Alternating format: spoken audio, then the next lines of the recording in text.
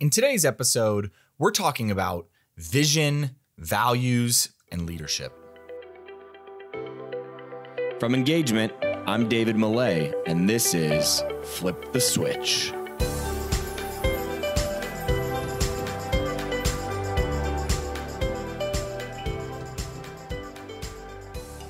Quick plug before we get to our guest introduction today. If you're focused on guest experience or employee experience, definitely go check out our email newsletter. As we work with pro teams and college athletic departments around the country, we're taking the lessons that we learn from our experiments and our projects, and we're putting those insights into the newsletter. A couple of times per week, you'll get everything from the articles and content that are inspiring us to innovate, as well as new tools that we're using and loving. If you get value from this show, you're going to love the newsletter. To sign up, head to engagementpartners.com/newsletter. What's going on, everybody? Welcome back to another episode of Flip the Switch, where we sit down with senior leaders in customer experience and employee experience, and we try to figure out what are the trends that they're paying attention to? What are the experiments that they're running? What are the principles that have helped drive success in their careers? And then we take all those insights and we apply them to the world of sports and entertainment. Now, we are starting a new series, if you will, where we highlight senior leaders in college athletics to, again, do all those things. What are the trends they're paying attention to, experiments that they're running, lessons learned from their career? Only we're going to be highlighting leaders in college athletics. Why are we doing that, David? Well, what we're doing is we spend a lot of time at Engagement working side by side with these athletic departments. And so we see a lot of different trends and experiments being run. So we said, hey, why not highlight some of those things specifically by bringing some of those senior leaders on the show? Now, at Engagement, we spend a lot of time with athletic departments, as I mentioned, functioning as almost advisors, if you will, and sometimes extra pair of hands. The buckets that we focus on at Engagement are really around culture and innovation, all dedicated to helping athletic departments serve their tribes better. So give me an example, David, of some of those different projects. It could be anything from helping an athletic department redo their employee onboarding. Could be helping them create new professional development opportunities for their employees. Could be focusing on how performance is evaluated and how to tie metrics to specific behaviors and how to design those behaviors internally. So on the culture side of things, you're getting all of that. Could be even customer service training and equipping your employees with the ability to better serve your tribe, serve your fans better. On the innovation side of things, we're working on everything from running workshops based on problem-solving approaches that we've learned from our time at Disney, based on how Google and Netflix solve problems. It could be that we are looking at an opportunity or a problem that an athletic department is facing and saying, how might we solve that with a specific technology? And we're going in and helping athletic departments find the right technologies to really help solve their problem, saving them with time and money, because we're having all these conversations with these different sports vendors. So there's a host of different ways that we're helping these athletic departments from an advisory perspective, but ultimately all of it is so that we can help athletic departments better serve their tribes, deepen emotional connections with their tribes, their fans, their employees. So with that being said, we wanted to have DeWayne Peevy on the show and to kick us off with this new series where we highlight athletic department leaders. Now, a little bit of background on DeWayne. DeWayne is the vice president and director of athletics at DePaul University, and he came there at the end of last year. Prior to his time at DePaul, DeWayne was the deputy athletics director at University of Kentucky. And what that basically means is that while Mitch was focused on the overarching strategy, Mitch spends a lot of time helping to push the whole industry forward on different boards and things that he sits on. And so what DeWayne found himself doing as the deputy athletics director was really focusing on running a lot of the day-to-day in the department for everything other than football. So the transition from Kentucky, where basketball really, really holds deep emotional connections in the heart of those Kentucky fans, moving over to DePaul, where they don't have football and basketball is the biggest sport, made a lot of sense career-wise for DeWayne to make that move. Now, DeWayne has spent time at the SEC office before his time at Kentucky, and we'll get into that a little bit here in the episode. But really what we wanted to focus on with DeWayne was that they just came out, DePaul just came out with their new strategic plan for the entire athletics department. And a lot of great people played a role in creating the strategic plan, from Alicia Pope to Karen Euler to Taylor Stapleton, all coming together to create this strategic plan, this new vision for where DePaul athletics should go in the future. So in this episode, we're going to unpack some of that strategic plan. We're going to talk about vision and values and how DeWayne brings those to life in the athletic department.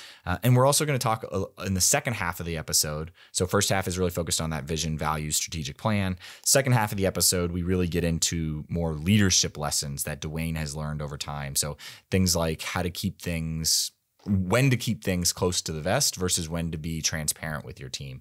We get into some of those bigger leadership questions. So I've been talking a ton. This is maybe one of my longer intros that I've done. So why don't we just jump into this episode with DeWayne? We actually got to record this in person though. So there's a great video episode of this on YouTube. We'll link to it in the show notes. Go check that out if you'd rather do that than just actually listen to us talk. You can go see us talk in person.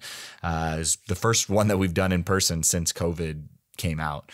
And we're excited about this episode because it's the first of a series. We did it in person. It's on YouTube. Go check it out. But yeah, without further ado, I'm starting to ramble now. So let's get into this episode with DeWayne Peevy.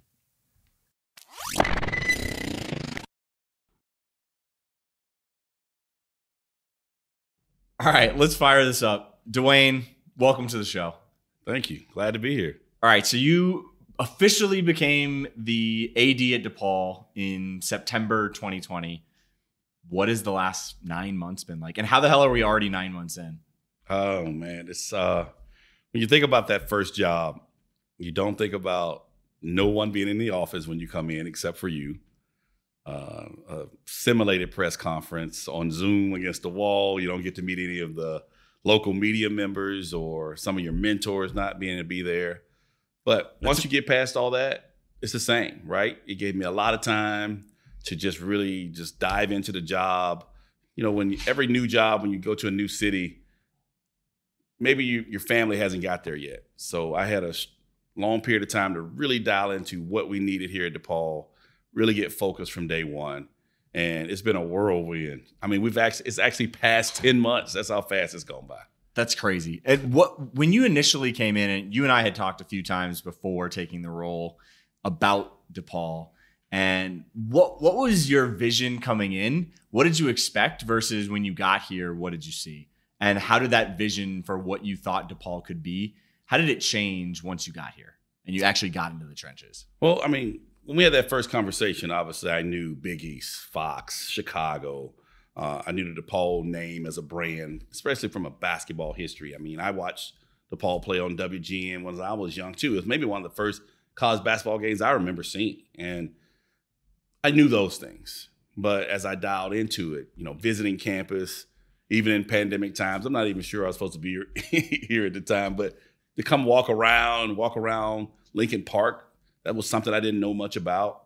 To really, you know, as Vincentians, we maybe don't brag enough about the things that we do on campus. And so I didn't know about the Driehaus College of Business. You know, I didn't know about our history in the, music school and theater school and technology and how great a school and education. And so I thought about all those things that here I am. I'm like a prospective student athlete. And these are things I don't know. Maybe I immediately thought about what are the things that I could teach my staff that, hey, maybe they take for granted that you could sell this place a lot better. Because here I was at a place, had other options, didn't need to go, didn't need to come here, but it was enticing. I mean, I saw the potential. I started dreaming big then. And so that's when I got in that press conference, and that wasn't a marketing thing that I wanted to say, but that's just kind of how I felt. And I think there's an opportunity here. What I saw is where DePaul could go. And I'm talking about the whole university, not just our athletic department, what role this athletic department could play in the success of our university as a whole and the city of Chicago. And I mean, this ties in perfectly with what you guys just released around your strategic plan, legacy from an NIL perspective, right? You can't watch that video and not think about all that DePaul has to offer. from the different schools that are on campus that are going to be playing a role in that legacy program. Maybe talk to us a little bit about that. I mean, clearly you're integrating the entire university into your plan for athletics and doing it probably more so than most schools are doing from a collaboration approach. But talk about how you guys are collaborating across campus. Great in theory, great you dreamt big, but talk about some of the things you're actually going to be starting to do now with some of the different approaches that you guys have. Well, I think, during that pandemic period, which is probably about the first 8 or 9 months, the one thing I could do is have a lot of conversations on Zoom with staff, deans, our joint council members, president's cabinet, and start on these relationships on campus. And they probably heard me a lot talking about being the front porch of the university. And, there's a nice thing to say. They got it. They understood the metaphor. But what's the reality of that? And so some of the things that we have been able to start, in place with those relationships is a perfect example of what we're doing with Legacy. We immediately, Taylor Stapleton, who's my senior associate AD for revenue generation and strategic initiatives, we were brainstorming about how do we get in front of this? How can we make it better for our students? And immediately we went to our relationships. We've got the Driehaus College of Business here, well-renowned. Our College of Communications, being able to talk to both of those deans and being a part of it, the Entrepreneurial Center. That sounds like things that we should be educating our students on, because maybe we were always trying to do it. I've seen it. We were doing it at Kentucky. We were seeing it at different schools. But now everybody's listening. Now everybody thinks it matters for them. Even the ones that I think I'm going pro anyway, I don't need this lesson. Right. They're listening now because it means something while they're here in school. And so the future of it is actual programming, curriculum in our classrooms.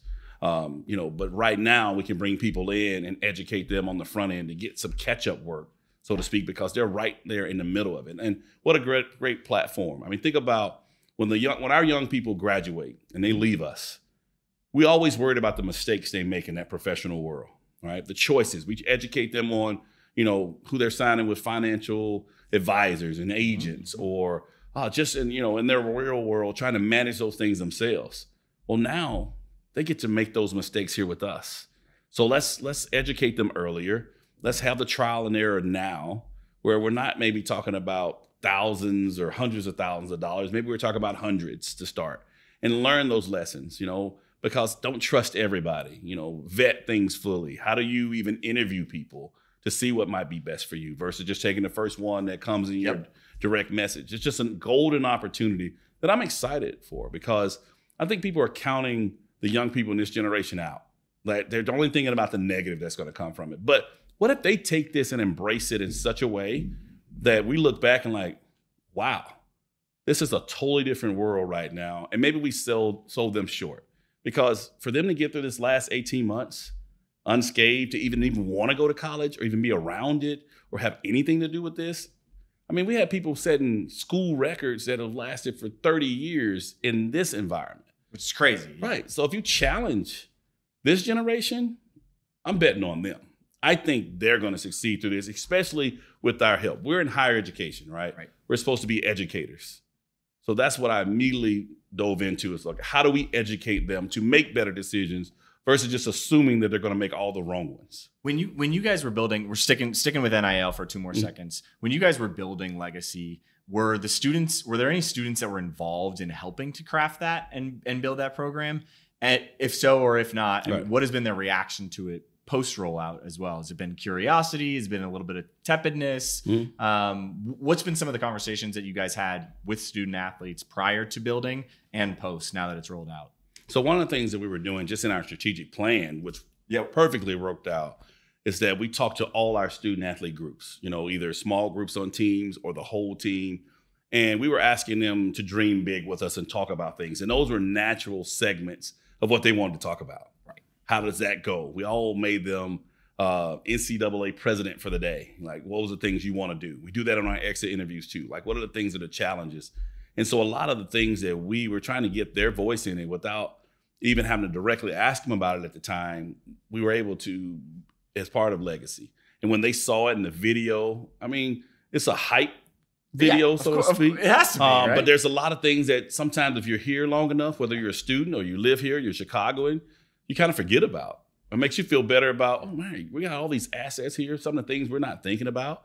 And, our students right now, you're not seeing them jump out and everything. They're kind of assessing things. I mean, it's not about the first deal you do. It's about the best thing for you, your brand, what you want to do. So there's time. It's not a race, right? And I'm not saying there's anything bad if you've already got something, because some of these students have been working on this already. Like, they were planning for July 1st. For sure. But, I mean, there's an opportunity to this. And, I think with us being on quarters, the students just go home. They're just starting to get back.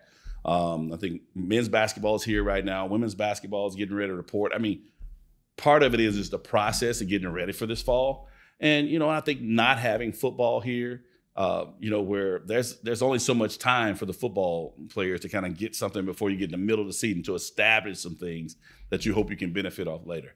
But I think it's just, I don't know if you knew, but we started this fall. We have a CDM class, which basically we're going to have 2 groups of 5 students. In what does CDM stand for? So I'm going to explain the class a little bit too. Okay. So it's it's more.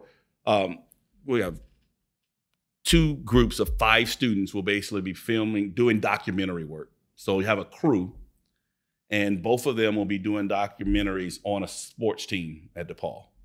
Cool. That was a byproduct of some things we started when we were working on strategic planning things earlier when we started in the fall, got to a culmination in January, talking to our university athletics board about, which I have like 7 faculty members on it, asking them how we can help you or what are the things we can do together, which got us in that mindset of what legacy could do, because we were talking to faculty, how can we partner together? So we ended up making a class that is in place for this fall. But now, the future, we knew that we could look to curriculum as a way to teach, because we have, things like, the Chicago 101, where you learn all the things about Chicago.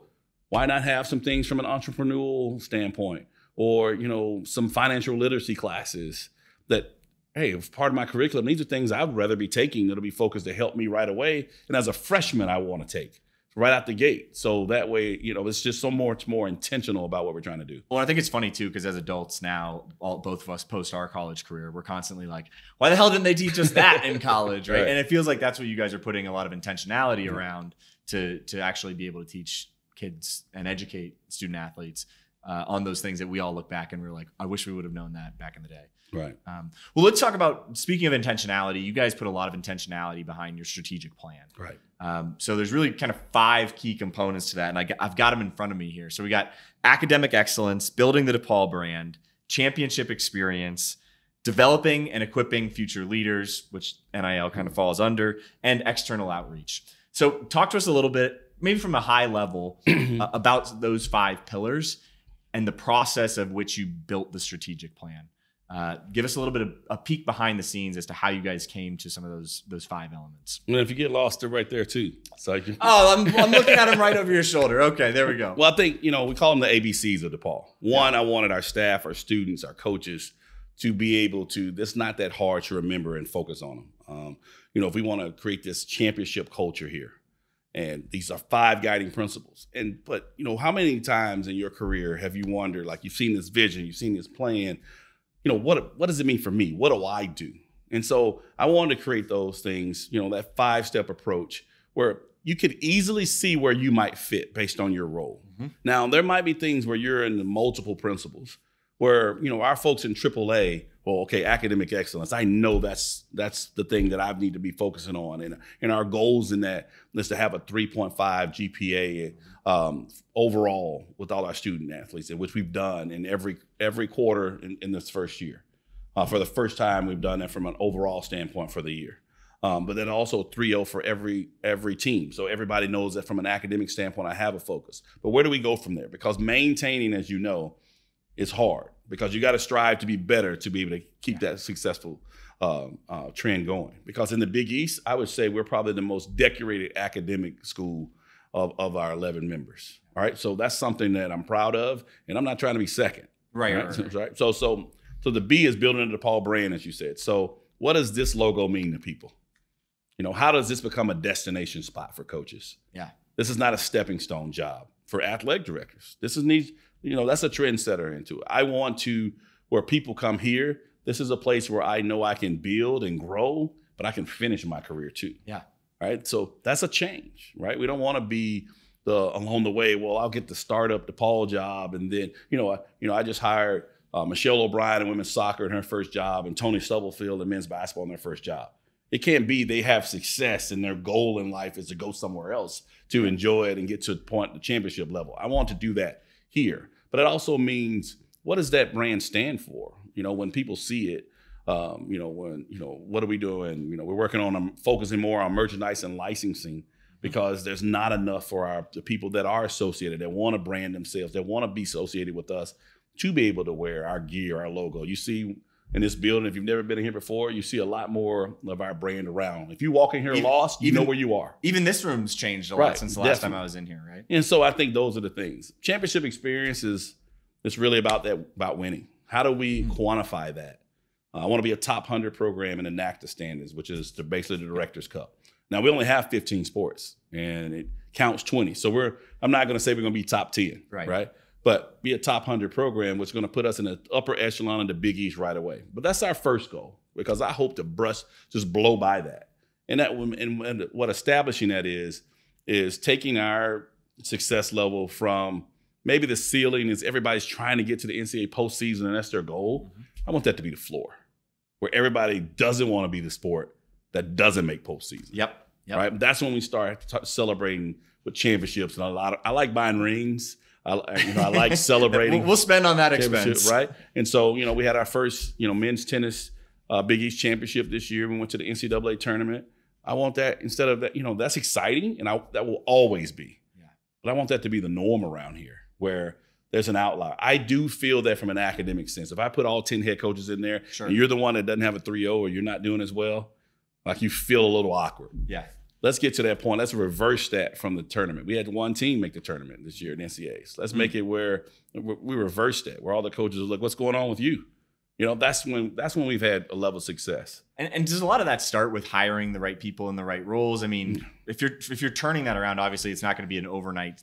Right. It's not going to be a summer and all of a sudden our teams are we've got 9 out of 10 going from 1 out of 10 making the tournament. But, I mean, what are some of the first steps you take? Well, I actually think we have an unbelievable group of coaches. I stand corrected. I think we have the 10 head coaches we need. Yeah. Now what's my role? How do I play on getting them to think a little bigger than what maybe their goals? So that's part of that dream big philosophy. I made each of them tell me that. Normally you don't ask coaches, like, what do you want if you can have anything, right? And then as I looked at them, I had to give some of them back, because they weren't dreaming big enough. And so sometimes, you don't want to ask for much. I just want to get a little better. No, I want every one of our head coaches to be thinking about, what does it take for me to win a national championship? Because the pathway there is a whole lot of fun. And if you fall short, it's still success. But if your goal is just making a tournament, when you fall short, you have a season that nobody remembers. Can you walk me through some of like that actual conversation around, okay, coach comes to you and says, yeah, here's where I want to be. Here's my dream big. How did you deliver the message to that coach of, it's not big enough? What was that conversation actually like? Like, how did you? I'll give you one. Give me an example. I'll give you one. I'm trying to say, should I say who it is? Don't say who it is. Don't say who it is. All right, but I'll give you one. Where obviously they talk about facility upgrades and gear allotments. Sure. And it's basically all needs. Well, I want to hear your wants and your goals, your aspirations, like where you want to go, because I know it can't be based on just these things that seem very tangible. It can't be a list. And basically I gave her back a list. I said, these things are all just fixed with some fundraiser and some budget money. There's got to be things that are more than that. Think about it. I had to put a number on it for them to think bigger, because we haven't had a bunch of increases in our budget enough for them to even think about, that seemed a lot for them, because they've never been able to be asked that in a short period because we didn't have the monies. So I had to put it in a framework of where you've got, all right, I'm giving you $5 million to spend. Yep. Just to get them to think about things that were much bigger than what was on the page. But there was certain things where I'll use Coach Bruno as an example. He's a big thinker, always thinking ahead all the time. And he heard what I was saying to everybody else. And so, I got like a Bible now. Like I'll be going through this thing forever. But that's what I wanted, though, because I want to think ahead of them.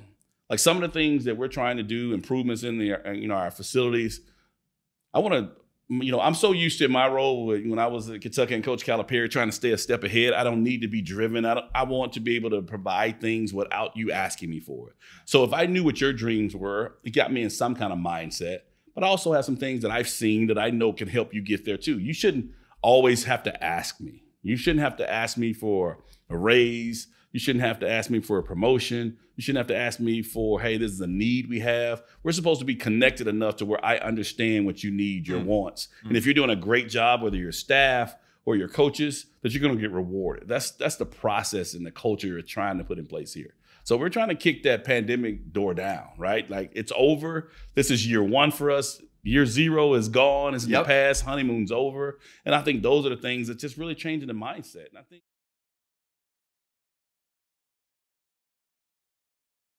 I'm trying to teach my staff, just go do it. Don't ask. You don't have to ask me. You know me enough. I put you in this role. I'm not saying, hey, if you're the softball assistant, go coach the men's basketball game. Right. But if I'm putting you in a senior leadership role and you're leading your department, I want to know how you want to run it, what you want to develop. Like, obviously, there's approvals in place, but I'm not the type of person, I'm definitely not the leader that wants to sign off on every expenditure. You don't have to check with me on everything. We've got a structure, we've got supervisors, but I do want that direct connect from you. I want you to talk to me directly. We can have a relationship. I have an open door policy. You probably only seen it open just finally now because I had to wear my mask if it was open before, and now I finally can't. So, I mean, those are the things that have just been in such a transition that honestly, I'm just getting into that for the last 2 or 3 months, because the first 8 months in this, we're just closed door, like you're working from home almost, Zoom oriented. And so it's giving you a chance where, hey, I'm not going to get the benefit of a honeymoon anymore, but there's a lot of newness, especially coming up this fall, that I still haven't experienced in this job. But now it's kind of like from a student athlete perspective, you say rely on your training. Yeah. I've trained for this. I've worked for this. I've even been back to school for this. That's right. That's right. And so there's a reason I'm in this seat. Rely on your training. Your instincts are good. Don't second guess yourself in the middle of a conversation because it reflects negatively to you. And so that's where I kind of say, well, less is more. You know, you come to this decision, you have some things you want to say. Don't start babbling and adding stuff to it, because you just get yourself in a bad situation. You look less confident. You look movable. And you can get pushed off of, and like things you know, you gave them a promotion instead of moving someone from a department. I mean, but that's the hard parts of it. I mean, that's really good, really, really good feedback and advice for anybody that's a leader listening to this. Well, let's talk more about learning. Talk to us about maybe an apparent failure in your past life that you feel like really prepared you and for this role that you're in right now. Maybe it's a failure that turned into a success, or a failure that you've looked at and you're like, I'm really glad that happened. It sucked at the time, but I'm glad that it happened because I learned XYZ from it. I'll give you two that I think has really defined my career path. One was more from just a physical nature. Something happens where it's almost like fate intervened, and I wanted to be a Major League Baseball player. I didn't want to do this. I mean, this is what I wanted to be. I wanted to be Mark McGwire. That's who I wanted to be, right? I wanted to be a right-handed, power-hitting first baseman that was really good defensively, that people didn't give credit to. That's what I wanted to be, right? So this was not the trick I was going on. Okay. But I had a battle with my asthma, which I didn't know I had in college. Basically, I had exercise-induced asthma, and I was in an environment at the University of Montevallo in Central Alabama where all of a sudden I was having all these breathing issues. I mean, I've been playing baseball my whole life. I mean, in Alabama. So it's, exercise and being outside every day wasn't an issue. But I couldn't do it. I was run, and I was going to be stubborn enough that, hey, I'm just fighting through it. Maybe I get in better shape till I pass out, because it would basically close up. And then I didn't figure it out, and I ended up having to stop playing. And that was really devastating to me, because I loved baseball like no other. That was what I wanted to do my whole life. And once I actually found out what it was, I kind of had already walked away. And that got me started into sports information just to stay close to baseball. So I became the baseball sports information director at Montevallo for my team while I was working on my accounting degree. And then at the end of my years in school, I decided, well, can I try this other thing and then fall back on my degree? And I've been in I've been in college athletics ever since. But that was one of the things where, hey, I really had to follow. I don't know how I would have. There's no way I would have been on this track. I mean, I'd be a CPA somewhere, hopefully, for sure. And but that was really, and that hurt me. I mean, I remember actually coming to tears in the dugout when I came to the spot where I knew I had to tell my coach I couldn't do it, because after my freshman year, which I ended up redshirting because of the issues, I spent the whole offseason at home trying to be in the best shape of my life. So when I got back to college, I wouldn't have these issues. And keep in mind, I had none at home. I don't know if it was the environment or what it was, but once I went back to college and it was the same thing, I knew I just couldn't go through it. And so like it changed my life. But it also, one, let me know, if I'd have put everything on athletics and nothing else, where I'd be. I actually had a full academic scholarship at the time. And so was fortunate that I did my work leading up to this point, because it could have been while I go to school, right? Especially in baseball, where you're not getting a bunch of full scholarships. And so that was the one that probably led me down a track. And what was the other one? So the one in career-wise, I was at the University of Kentucky. Mm-hmm. I was sports information director at the time. And I had some policies in place for preferred media access. We'd have like an internal media day. Not something that everybody gets to come to, but basically our preferred media list, the ones that really travel with us at our every game. And so we might have our 3 TV networks, radio, Associated Press, some of our newspapers. And I always had the school newspaper as part of it, Kentucky Colonel as well. Okay. And we had these guidelines in place, like we had rules, where you couldn't talk to a student athlete without going through our office, to everything where there was an embargo when we had these internal media days when we could use it, just allow you to get ahead of it, pre-season stories, but it gave you access around our program. And I was the media contact for men's basketball at the time. So it was centered around what we were doing for men's basketball. And I had an incident where a young man who was a student interviewed 2 of my student athletes, men's basketball student athletes. Okay. And we found out about it just like I would with anybody else. And keep in mind, the role with including the school newspaper was to treat them like everybody else, as a positive, right? Because they wanted to be. They wanted to learn. They wanted to be in it, yeah. And I was full on board with that. But then you have this negative side happens, and you're hearing from these other networks, from TV to like, what are you going to do? Because they broke the story and talked to the students, and now my story is worthless. Right. I mean, so just understand the element of it. And my thing was, okay, I interviewed the student, and they actually admitted to it. I knew the rules. It wasn't. Oh, wow. I knew the rules. Man. It was worth it. And it wasn't intentional, but I knew it was worth me getting a byline and getting attention, and it was a strategic play. And so after hearing that, my actual reaction was, it's a no-brainer. Now, I was hoping it was like I didn't know. I was going to be lenient to the student.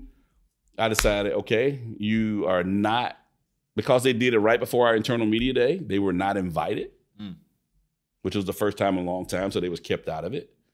And they were kind of on probation, right? It wasn't enough. It's what you would have probably done to any other media outlet. You don't get the access of being preferred media if you can't play by our rules, right? Oh, man, that turned into a big thing, to a point where there were some arguments about both sides. Now, keep in mind, what I just shared with you about the reaction from the student, I never shared with anybody else during it. I was trying to protect the student.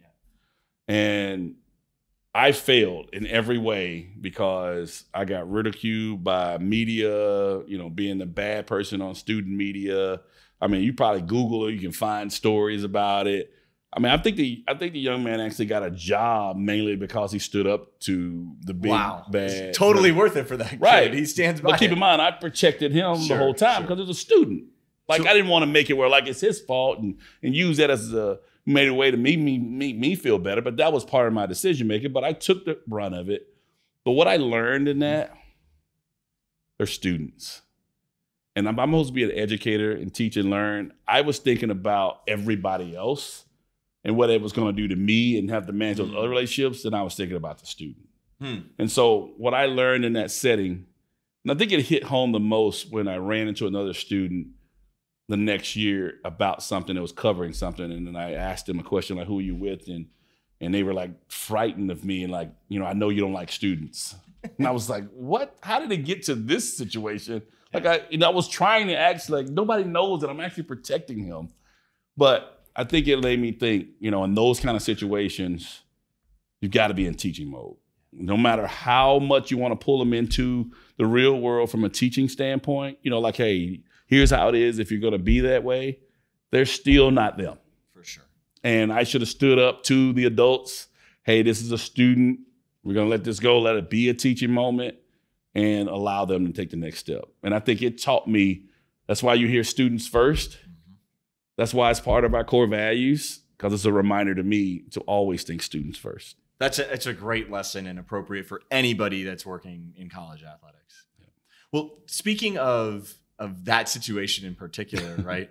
Let's talk a little bit about now as a senior leader within college athletics, as the athletic director. You've obviously had a lot of different changes here, and you decided to keep that story with the student, what he said. You decided to keep that close to the vest. Obviously, with all the changes that you guys have going on here at DePaul, all the enhancements, all the things that you guys are getting better at, all the big plans, dream big, how do you decide what to keep close to the vest and what to be transparent about? Because I know when we work closely with college athletic departments, it's sometimes frontline staff get frustrated because they're like, how come the first time I heard that was in a tweet on national media, right? I think that's something that happens all the time in sports. So as a leader, how do you decide what to keep close to the vest and what to be transparent about? Well, the one thing I've learned pretty quickly is I thought it would be easy to get better at the communication piece. I think it's a constant battle because no matter what you do, like I'm not quiet. I probably over communicate on certain things. There's always going to be people that feel like they don't know enough. Mm-hmm. There's always going to be people maybe as entry level that I am not in the senior staff meeting. The perception is probably a lot bigger than the actual loss of information because it just seems like it. So I might have a senior staff retreat for 2 days and you think 15 people know everything. Hey, we help vet this whole strategic plan in every way. And I feel really good because, I've got this group, we're unified. But they might have walked by and saw me talking to 3 people in my office suite and like, what am I missing out on? It's always going to be a constant thing there. So I think one thing I've learned is just trust my gut. I'm a trusting person, but I do think you have to gain some trust and earn some trust. And I've learned as I've got older to not be so naive. Don't assume everybody's got your best interests, but give everybody an opportunity. And if I think about this, when I came into this place, I've seen a lot of it nationally. I thought about it on the front end myself. People try to guide me what to do. You've got to make wholesale changes on your staff when you come in because your staff is not going to be who you want them to be. They're not going to be the people you want on your bus. Mm-hmm. That's just not who I am as a leader. And I felt like if I'm a true leader, then I want to give everybody that opportunity because I would want that opportunity. Yeah. And give me a chance to stub my toe, excel, buy in. It's not going to happen overnight. Give me an opportunity because I might have all the same aspirations as you do, DeWayne, but I've never got a chance to do them. Mm-hmm. The quick fix is to bring 4 or 5 people in. I could have brought a bunch of people to Kentucky with me. Sure. But if you think about what would be the sweetest thing for DePaul's success is to be able to actually accomplish our dreams and aspirations, win championships, win at the highest level in every platform, academics, community service, on the court and field, with a bunch of people that have not had all the success the whole way too. Because that's when you really feel it. That's when it's tears. Yeah. That's when you feel the moment. That's the better way. Now, as a leader, I've got to always make the hard decision at some point. Maybe there's 1 person or 2 people that can affect the whole. I got to make the best decision for us as a department. But doing that 10 months in or, within a year's time is totally different than 10 days. I'm making these changes. I'm bringing in all these people. And sometimes, honestly, in our industry, we almost take that as not big a deal. We expect it. And so it gives you kind of the excuse to do it because that's what people expect and you can. I didn't know anybody yet. There was nobody in part of my hiring process that was on my staff except for one person in student affairs. I could have, that would have been easy. Like, hey, I'm going to bring in my own person in A, B, C, D, E, Sure. right? But as I look back, it's probably one of the best decisions I made. Obviously, I live and die with them now. They're my staff, which makes any decisions going forward harder. Whether I'm elevating and figure out, do I want to have this group or how to structure with now all those things in it. But I think that's healthy. I think that's good. I think once you stop thinking about people as people, and when you start thinking about that staff and they're no longer people, they're just chess pieces, or you start making a bunch of mistakes. And so I think giving people an opportunity, especially we were in a pandemic. What are people going to do? Right. It's not like they really had a chance to prove themselves. But to be given that, those opportunities and advice, that's probably one of the things I'm glad. It didn't make things easier, but the job's not easy. That's why there's only so many of us. And I think that's one of the things is that talking about those things. So like to segue back to your original question, having conversations about personnel, that's a hard piece right now, because that's a big defining thing of, what do you keep to the vest in your own opinion? Do you, on one end, you want to go in one meeting and tell everybody, here's what your plan is. Yeah. Right. But then you think like, wow, I don't want to be surprised like that. But then if I tell like a small group of people, does it feel worse? Right. To people like that. So you learn through some of these things that some of the things, being in the chair is the only way you're going to experience it, because your situation might be different. But those are probably things where I'm probably more apt. If anything, I plan on probably over time, I see the structure of my department will change. I will probably have a smaller group of leadership group that I know core I could talk to about everything, because I need that. And I think if you establish that from a formal perspective, right, when people see you talking in the room with them, they get it. That's the part executive. And there's a trickle down from that, right? I mean, that they don't feel left out. Yeah, instead of it being informal or inorganic, that's the structure of it. Because I need that as a leader. I'm not a dictator. I don't need everybody to come up with a group decision either, but I like vetting things. Before I go public, if I can't talk to my staff about it, like that's a problem, right? I'm not the king of surprise to some degree, but I mean, there's gonna be some things that I gotta make solely on my own. That's part of it too. But that's the thing that, I would say,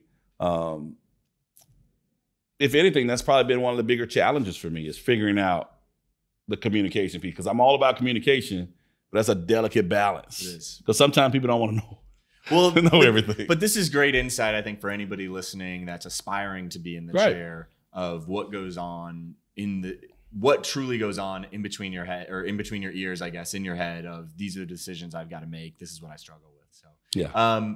One or two more questions before we wrap up here. I know we're running short on time.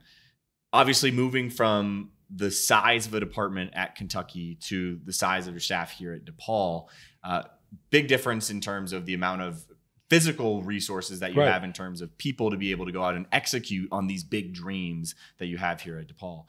How, as a leader, do you decide, and how do you talk to your leaders that directly report to you about what to delegate versus what to do yourself? Yeah. How do you approach deciding? Are there frameworks or mental heuristics or shortcuts that you have in your head to decide I should do this or I should delegate this? Do you have anything advice that you might be able to give us? Yeah, I mean, honestly, I'm a little direct with certain things about kind of who I am. I mean, I would say short period into it, there shouldn't be many questions from who on my staff, especially from our leadership team or administration, of they could probably guess how I'm going to react or what my answer would be. And I want that to understand who I am and be, with that'll help with me not have to micromanage them, but I think one of the things I've asked all my staff members, I've said, I need more out of you. I need you to work more. And I know most of you are overworked and underpaid. And I've got to work more too, because we don't have those resources, because we want to create those. But for us to take that step, we might need a short term where we've all got to put in a little more, to get that cup to overflow to where it can affect everybody else. And I think getting that buy-in and commitment. So, we went on our senior staff retreat. We asked everybody, what can you commit to DePaul? And it was very interesting, how quickly people could get there. Sometimes from my lens, I don't know if it resonates with everybody, the messages I'm delivering. But when I heard what they wanted to commit to this place and they want to put that down on paper and then we all share and hold each other accountable for, then I know the message was delivered, because we don't have that. So I need more doers right now. There's not a lot of delegation right now because everybody below you has got a lot of stuff to do too. Until we can get to a point where we can branch out, we need the physical space to do it and to get allowed to add more staff. Because right now, anything we would add is going to be adding a different area we can go into. It's not to branch out and be more leadership or delegators. And I've had to have some individual conversations with some of the staff members about that just doesn't work in this environment, in the culture of this department, where you might have been, it's that whole adage of being on the right seats on the bus. We don't have any delegation spots right now. And any spots where people can just give thought leadership. The athletic director won't be. The athletic director won't be that. Yeah.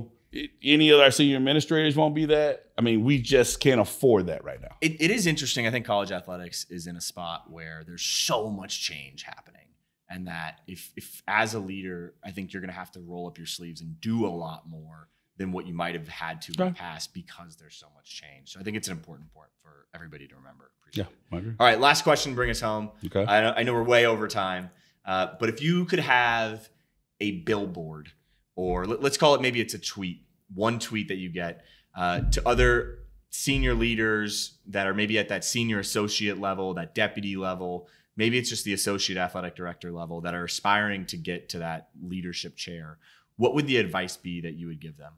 I think it's pretty simple and easy. I think it really is dream big. And that not about just DePaul, but don't settle on what you see in front of you is all you can do. I dreamt 21 years ago in Roy Kramer's office at the SEC office when he asked me, what do you want to be in 5 to 10 years? I don't know what I was thinking at the time, but to tell him that I want to be a major college commissioner or athletic director one day, coming out of a small Division II school in the University of Montevallo and just being the assistant media director at the SEC, that was about as big as I ever thought I could ever go. Didn't even know that job existed. I didn't even know an athletics director at that point.